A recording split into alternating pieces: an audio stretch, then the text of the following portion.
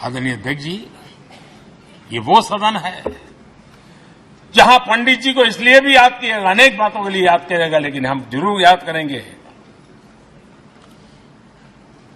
इसी सदन में पंडित नेहरू का at the stroke of midnight की गूंज हम सबको प्रेरित करती रहेगी। और इसी सदन में अटल जी ने कहा था,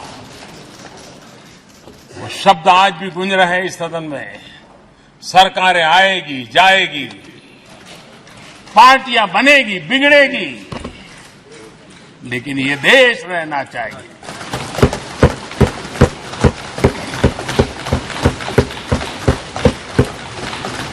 आदरणीय अध्यक्ष जी, पंडित नेहरू की जो प्रारंभिक मंत्री परिषद थी, बाबा साहब आम्बेडकर जी एक मंत्री के रूप में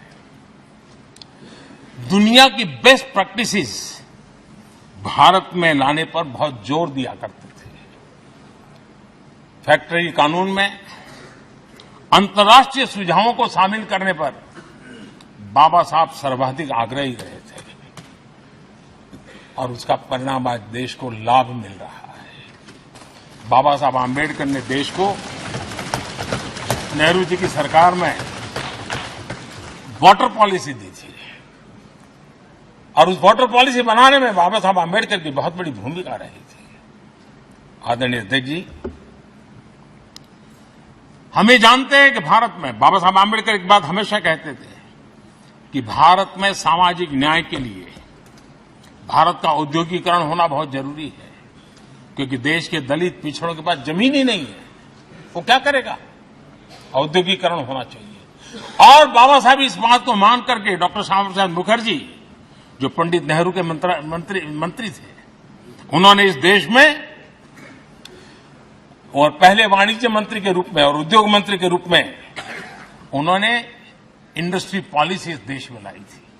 आज भी कितनी ही इंडस्ट्री पॉलिसी बने, लेकिन उसकी आत्मा वही होती है जो पहली सरकार के थी, और उनका भी बहुत बड़ा अहम योगदान रहा था।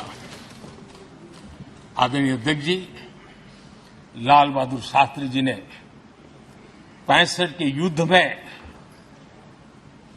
हमारे देश के जवानों में का हौसला बुलंद करना, उनके सामर्थ्य के लिए को पूरी तरह राष्ट्र में झोंक देने की प्रेरणा इसी सदन में से दी थी लाल बहादुर शास्त्री का। और यहीं पर उन्होंने ग्रीन रिवॉल्यूशन के लिए एक मजबूत नींव लाल बहादुर शास्त्री जी ने रखी थी।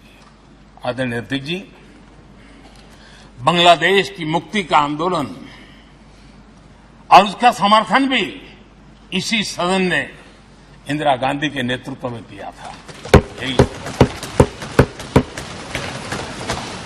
इसी सदन ने इमरजेंसी में लोकतंत्र पर होता हुआ हमला भी देखा था, और इसी सदन ने भारत के लोगों की ताकत को एहसास कराते हुए मजबूत लोकतंत्र की वापसी भी इसी सदन ने देखी थी।